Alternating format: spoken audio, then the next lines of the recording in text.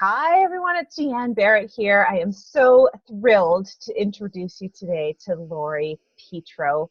Lori is a child advocate, a speaker, creator of conscious communication cards, and founder of Teach Through Love. Welcome, Lori. Thank you, Deanne. Thanks for having me. We are so grateful to have you here. And we were just off camera starting, a great conversation. I was like, wait, we got to get this on video because this is exactly what we need to share. So Lori, maybe tell us a little bit about what inspired you to start Teach Through Love and create your conscious communication cards. So my work really, the root of it stems from me trying to understand my own childhood and healing that, and coming from a place where I experienced a lot of things that I didn't understand. I don't want to, start naming, calling things abusive and all that, because that's a different conversation, but just having a strained relationship, because I know that parents aren't trying to be abusive. They're not trying to, be emotionally disconnected from their kids, but there's like strain in our relationships. And I just remember it so well and didn't understand it. And so just through my own personal healing and journey, I realized that I wanted to be an advocate for changing how we speak to each other in families, but I really had no idea how to do that. This was way back. It was probably 15, 20 years ago. I had no idea how I was going to do that, but I knew that there was something there. And when I had my daughter, I realized that it was through parent education and advocacy, and actually bringing tools to parents that they could use, that's how we could change, just my little piece of the puzzle, how I can, give back and also keep healing, because it's really a journey. It's never, having my daughter was such an unfolding of so much more. Like I thought, oh yeah, I dealt with all that stuff. I'm good to go. And then it was like, oh no, I didn't deal with so much. So and I come from being, as I said before the conversation started, I was the misunderstood kid. I was constantly punished. I had a super difficult relationship with my parents, and I had step parents and all these others. I had so many parents that it seemed like overkill almost, because nobody really knew why I was so angry or aggressive, or, why I talked back so much and all of these things. And it was like, and now I want to tell parents, like, oh, if you could just understand what that slammed door meant. It doesn't mean, I think you're a jerk. It means I feel unheard and I don't know how to tell you this right now because we're not connected.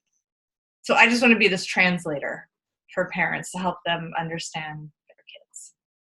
That was a long answer to your question. But it's so powerful, Lori, because it helps us reframe what we think is going on in our own homes. So many parents will say to me, like, how do I get my kids to be more respectful of us? They're talking back all of the time, and how do we solve this? And that's, on the face of it, kind of the tip of the iceberg, isn't it? Oh, totally. Completely. Behavior is this way that our children try to express themselves. It's just like if we, stub our toe and we scream out an expletive, or we, hit something. It's not because we're trying to, offend somebody or be bad or, cause disruption. It's because in that moment we got caught up and we didn't have maybe a better skill. And children are so lacking in skills, and teens especially, they go through this developmental reconstruction of their brain. So while they may seem so smart and put together, they're also really impulsive, and they can't see or think about the future like we think they can, because again, they seem so mature, and it's like, why can't you just think through the consequences? And their brains are just really limited in that ability. So while they have grown and matured a lot, they're still so limited in their functioning. And if we could just understand that. What you brought to mind when you were describing having a difficult childhood was one of my first experiences as a teacher. I stepped into this classroom as a student teacher, and there was one student who refused to do any work. He would just sit there. And I just remember thinking, like, what are we going to do with this kid? Like, and how can he want to actually just sit there for like a full hour and do nothing? Like, that would drive me to tears. I would just be like so bored that I'd be like, fine, I'll do it. But he would go for weeks like this.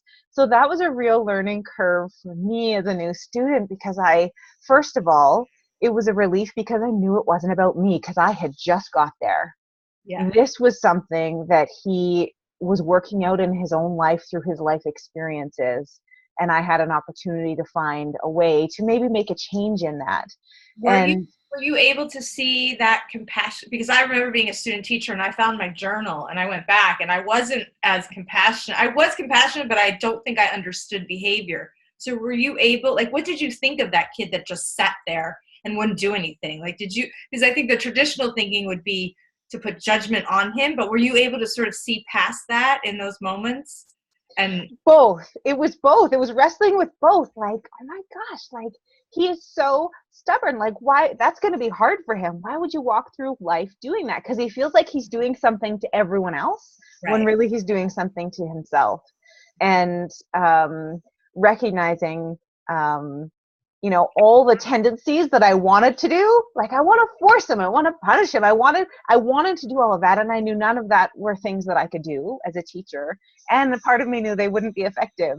But recognizing that dual thing, it wasn't about me, and that it made me have to find all of these strategies to try and support him right where he was.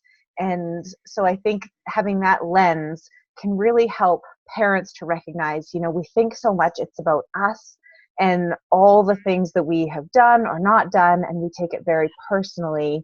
And sometimes that limits our ability to think about what are the strategies that we can use, what do we have at our disposal to really help this person in front of us who ultimately we love.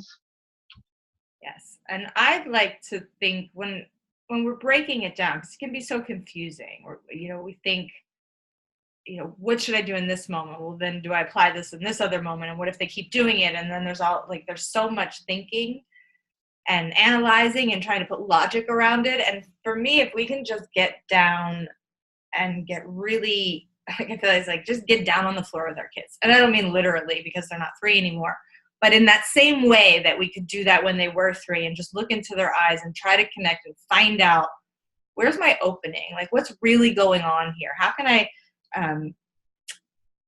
move my child into a place where they trust me instead of they keep pushing me away?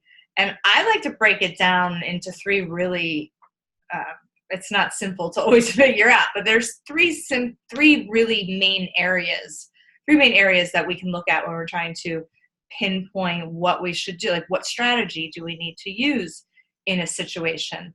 Because for me, behavior always comes down, or negative behaviors, we can always link it to one or more, or some combination of these 3 areas. And those areas are support, stress, and skills. So by support, I mean this relationship, this connection. Is that where the strain is? Is the kid slamming the door because our relationship is broken down? Or is it, and I like to start there, because when we start with the support and the relationship, when we try to connect, then we can come and help our kids in the second area, which is stress. Is there some stress that they're dealing with, a worry, an anxiety, just overwhelm, sensory overwhelm? They've got so much on their mind, and there's noise, and there's little brothers and sisters running around, and who's not giving them enough space, and who's been touching their stuff, and they've just got all of this going on, and they're just overwhelmed emotionally, physically, mentally. Or is it skills? And again, sometimes it's a combination of all of these things. But when we support them to help them regulate their stress, then they can move into practicing these emerging skills that they have, which are not always available to them. But we can't build skills or help them regulate stress if they feel disconnected from us.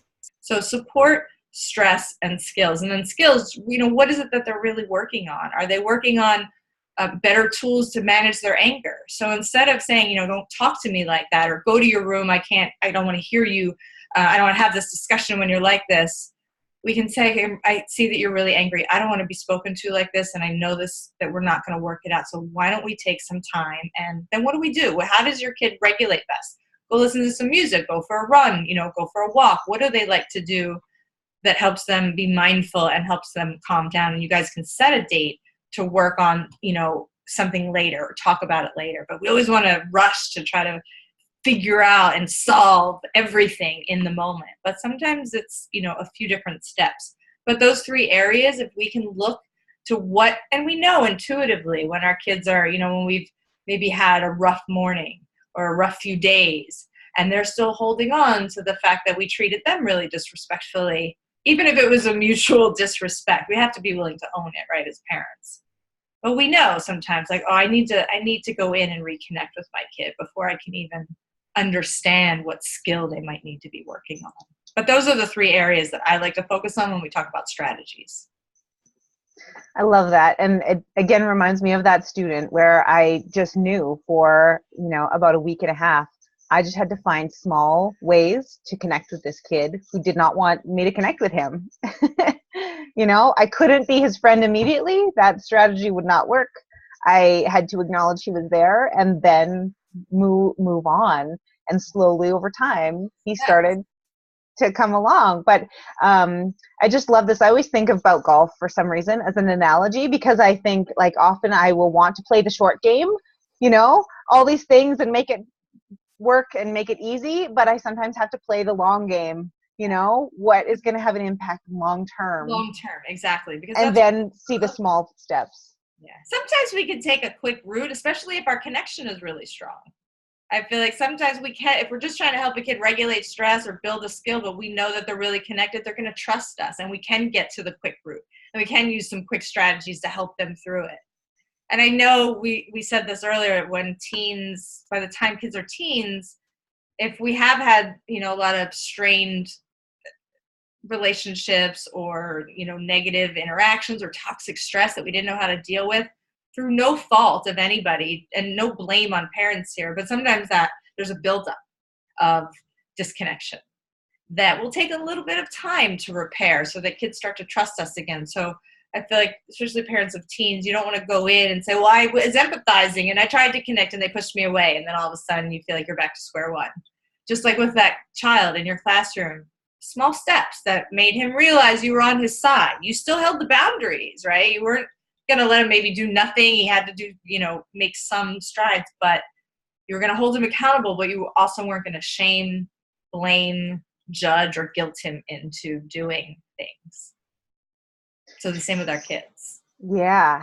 If we're feeling like, okay, I recognize there is a strain between me and my child, what are some small things? What are some of those baby steps that we can take to reconnect?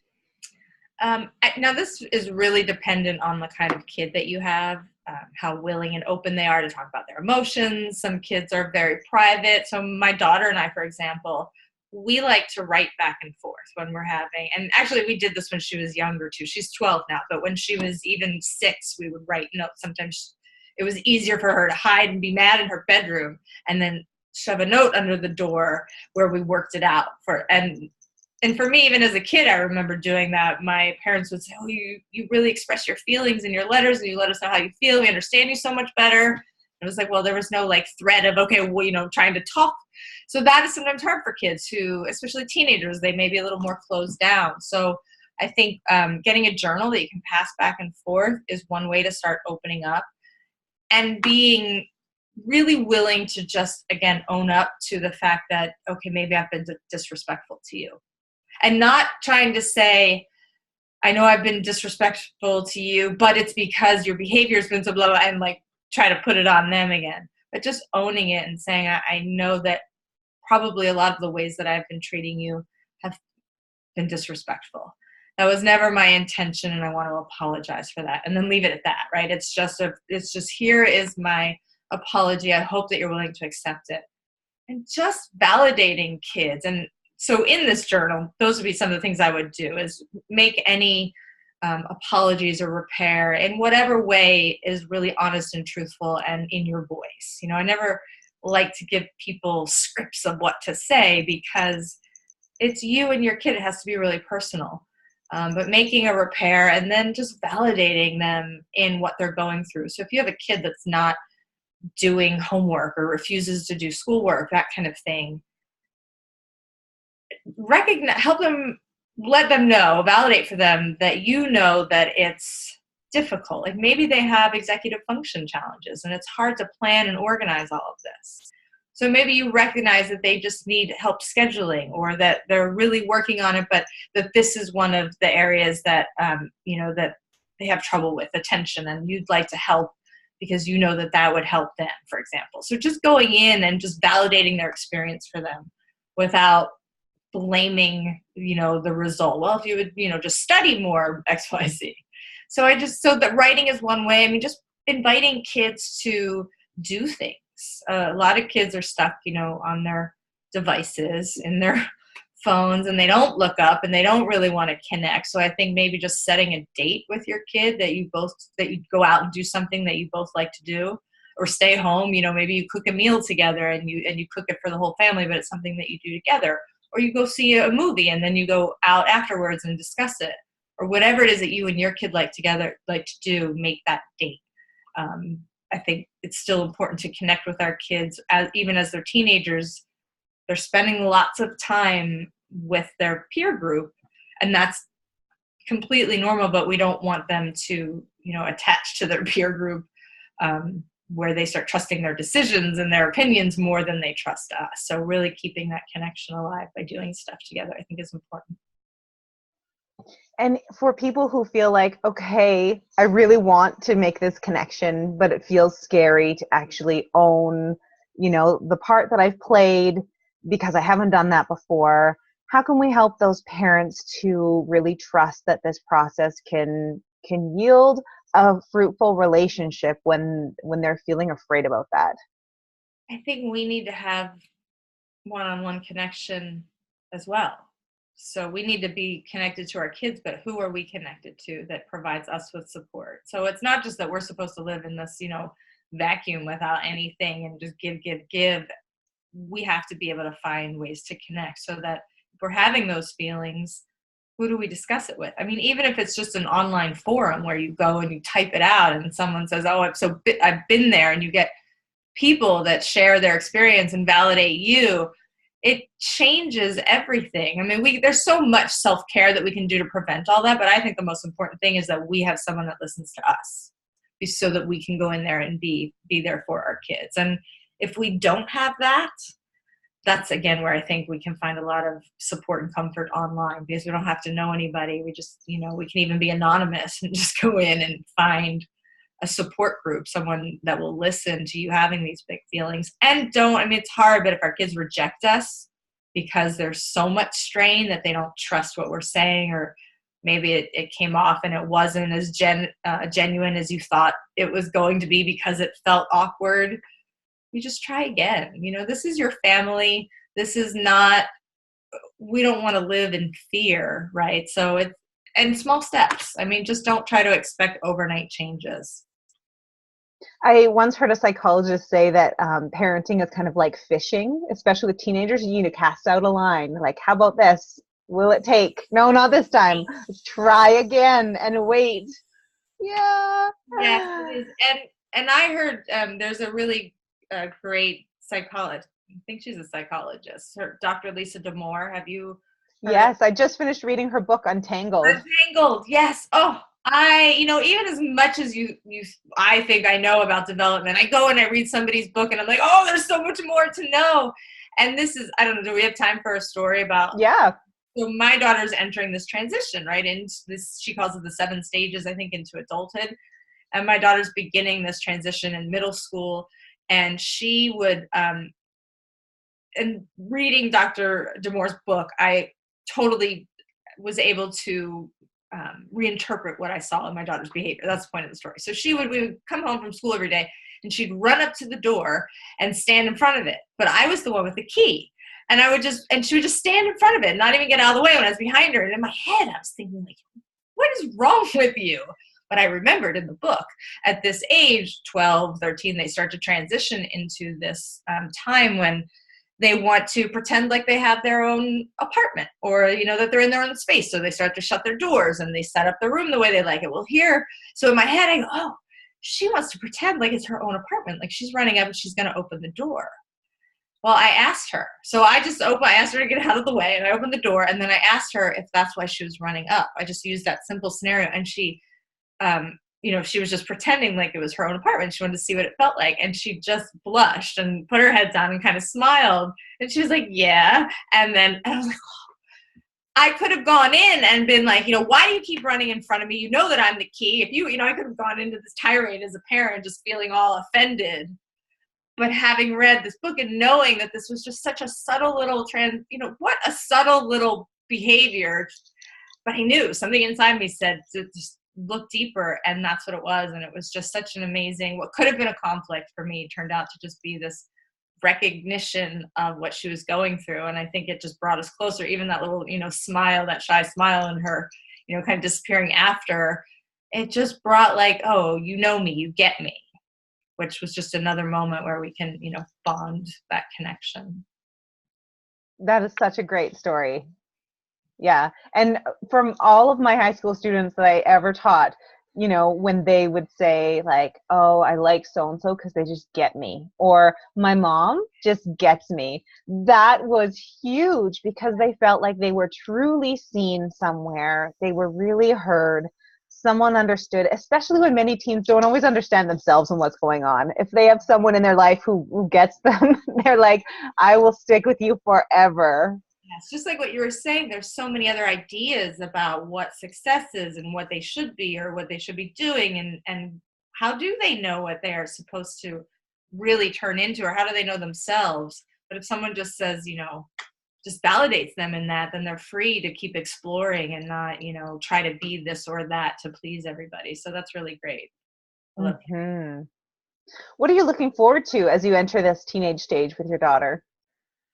I love this like maturity. I mean, I guess it's just this person is now there. It's not this child who was, I don't know, it's such a weird like what has popped out is just this maturity and these conversations that we can have and this depth to her thinking that I love. So I think especially for me as one who loves to have deep conversations, I'm like, what are you interested in? Let's talk about it. So the more she has these interests and she comes up with her own, thoughts and questions, I love that part. I'm really looking forward to having these, kind of conversations. And right now has been a really enjoyable phase for me. I'm sure there's going to be, tough challenges and things that come up, but I've really enjoyed so far this entry into her teen years.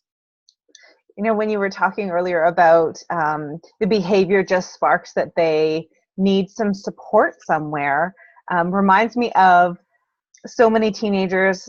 Not so many, it's not the fashion now, but probably 15 years ago, it was more fashionable to have like leather jackets with spikes on them and spiked collars, and that stereotype of like this really scary looking teenager. Yeah. And people would say to me, yeah, I was like 22 when I started teaching, and people would say, Deanne, you're so brave to be a teacher, because they had this image of these scary teenagers.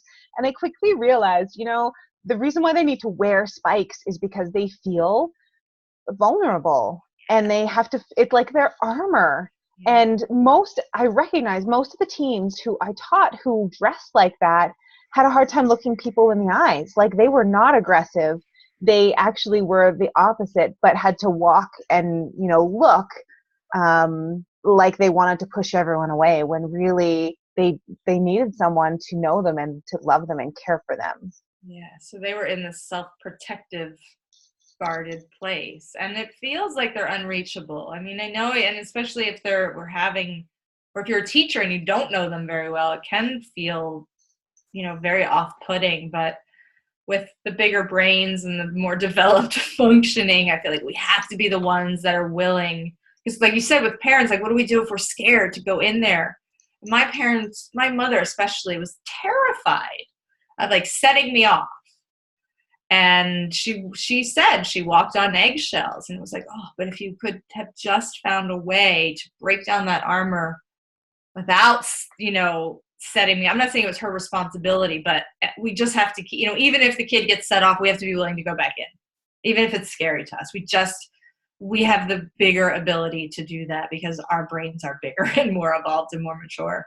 And we just we can make them more mature, even if we don't have the tolerance necessarily to kind of really handle that. We can grow that tolerance. So powerful. In another interview in the series, I interviewed Tina Feigl, and she calls that a more compelling reason. That as adults, we have a more compelling reason. We have this big picture view that leads us to, go into that one more time. Even though we're worried about setting someone off, we know that building that foundation and that connection is so worth the bumps along the road, to have that impact over a lifetime with another person. Yes, yes. And I think teachers, I mean, I'm glad that your experience as a teacher has prompted you to do this work as well, because I think teachers can also be that change maker in a kid's life, because maybe they don't have those supportive relationships. Maybe their parents just aren't able to, for whatever reason, be there. We can, and I feel like for me that it was key relationships along the way that kept me going. It really was. And without those people who said, I am here for you no matter what, and there were just like 3 main ones along the way at different periods of in my life, I don't know that I would be here without those people. But it was those relationships, and I didn't see those people every day, and they weren't in my, but they were there for certain times, and then so you really do. We have the chance, even if we're not parents or in any situation, we have that chance to sort of, be that for a kid. I think that can be a great relief for parents also. We often feel solely responsible for the development of our child. And it is our responsibility because we live with them, but also recognizing our kids are influenced by other adults around them. And that actually is really wonderful because, I want my kids to see lots of versions of life because they're not going to grow up to be just like me. They're going to find their own way and they need lots of models. Exactly. And what if we're going through our own toxic stress that we can't necessarily, put away on the shelf right now? We have to deal with it. To have those other supportive people in your child's life is just, it's amazing when that can be there for kids. And it takes a village, right? That's where the saying comes from, because it really does. It takes all kinds of relationships and perspectives to help, raise a fully formed, thoughtful, empathetic person. I feel like I have one kind of big question to kind of end this. I know that by the time we're parenting teenagers, we can tell our kids we love them. They don't always really feel it in the same way that we try and express it. And sometimes we use the phrase tough love because we have this big picture view. I have to do this. I love you. And we need to do this even though it's difficult because I have this big picture view. How do we help our teens perceive the love that we feel for them, even when we're going through something difficult with them? I think if we can just remain open to hearing their pain. I just posted this on Facebook and somebody made a meme out of it, which was really cool. But we're so afraid that when they resist the rules and the limits that we have to, go in and keep repeating ourselves about why it's right and why we have the big picture and why it's the, I love you, but here's the boundary and this is why I'm right. And we go on and on and on. And they're like, no. For me, if we can just stop repeating ourselves and if we can just be open to hearing their pain while staying really steadfast in our decisions, like this is my decision, but I want to hear all about how difficult this is for you. I think when we shut them down with, well, you just need to find a way to get over it. It's like, well, thanks. Like, what's that going to do? Just be open to hearing their pain. Offer a tool if this is, how you get through hard times when you can't get what you want or when you have difficult decisions to make. But just being open to hearing without judging it or without naming it or blaming it or even responding about it, just hearing their pain. I think that's how we can help them sort of just come to that place of acceptance with whatever is going on in the situation. I love that. I just had the image of being like the boss and the support worker. Like, I know you can sympathize. I know the boss said that, and I know I am the boss and I've said that, but I also can sympathize with you as a support worker and listen to you about why that's difficult. Totally. I mean, I've said to my daughter wants to dye her entire head pink, right? So she has blue streaks and all kinds of things going on. And now she wants to just do the entire head. And so I, as a parent, am having to put this limit around it. And I have reasons, right? There's upkeep. I'm not sure about her whole scalp and the whole, toxins aren't developing brain all the time so much like that. So there's a couple of different reasons. And I don't want to, it's expensive and who's going to pay for it kind of thing. And then she'll come back and give me all these reasons about why we can overcome these things. So just having the conversation openly with her and not coming back to all of my reasons, like really listening to her reasons and then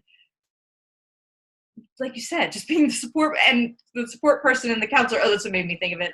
Because I would say I just validate her. I would say if I was 11 and I'm like, I'm the one that has to think for you sometimes because you can't think ahead. You can't realize you're not supposed to. I'm like, you are supposed to only want to dye your entire head pink right now. That is where you are supposed to be. I'm the one that has to say, hold on, wait up, let's see. You don't have to, you're not there yet. You're not ready. I can see that you're not ready. It's perfectly normal for you to want the whole head pink and to be mad that I have to put the lemon on it. And that's and sometimes we just have those conversations really frank and open like that. Not saying it's always appropriate, but this was a situation where I just wanted her to know that she wasn't wrong for wanting what she wanted. It was just because it was my responsibility to put a limit there didn't mean that she was wrong. It just meant that I was in charge because I'm the mom. I'm supposed to keep her safe. And so just being really frank about what it is and not feeling defensive as a parent is where I think we can avoid conflict if we're just really open again to, what it's like. I mean, go back and think what it was like when we were teenagers. I love that. Validating that, of course, that's what you want. My kids want to eat candy all the time. And I'll say, yeah, I know. Isn't candy so wonderful? But, we would feel so sick and gross if we ate that all the time. And so that's why you need to eat some broccoli now. Oh, and I said, but write me a shopping list. If we were going to the store and only buying candy because we were living in fantasy world, I would say this to an 8-year-old or, a little kid that wants to write a shopping list. Tell me what we would get. Just fantasizing with what they want can help. I mean, this is for younger kids, but even older kids, just saying, yeah, I want to stay out all night too. I want to come home at 6 a.m. after prom. Not in this patronizing way. I don't mean to say it like that. But to really, say, I'm there with you, kiddo. I wanted to do these things when I was younger. I know what it was like. What kind of plan do you have? Tell me more about your plan. And then just listen to their plan without shutting it down. And then go back and try to, I don't even want to say try. It's like, you don't need to make your kids understand. You just need to be open.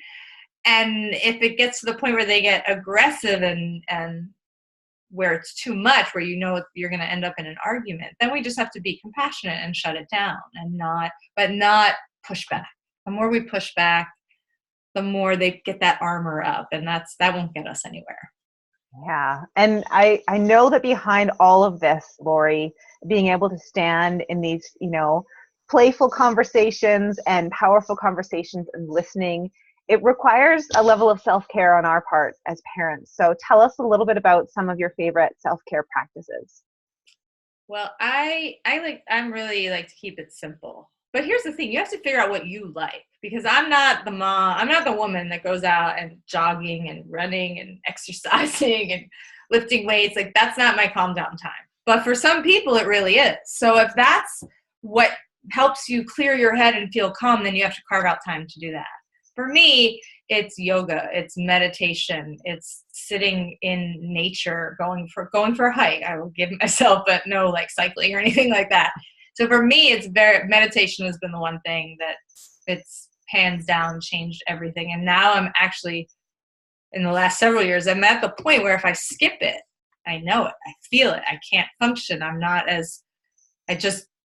very erratic. And for me, someone who has a lot of just executive functioning challenges in general, it's what helps me the most. And it will help your kids too. If we can just get them quieting their mind for 5 minutes a day, it will help them be less reactive to that stress. It will help them build their resilience. It will help them tolerate when minor things go wrong. But to a kid who doesn't, have that maturity, it can seem like a really big thing. So if they get a bad grade on a test, it can actually seem like the end of the world to a 14-year-old. Like the end of the world. Like they can't see any future.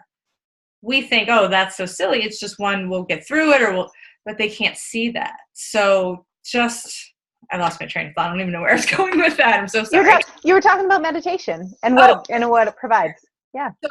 So things like that can help them be more resilient to stressors that come in, whatever they may be. So for me, it's been mindfulness, meditation, But like I said, for some people, it might be journaling, really getting out and writing or playing music. Some people who are creative like that and need to jam, are going to get more relief playing the guitar for 30 minutes than they are maybe trying to sit and meditate.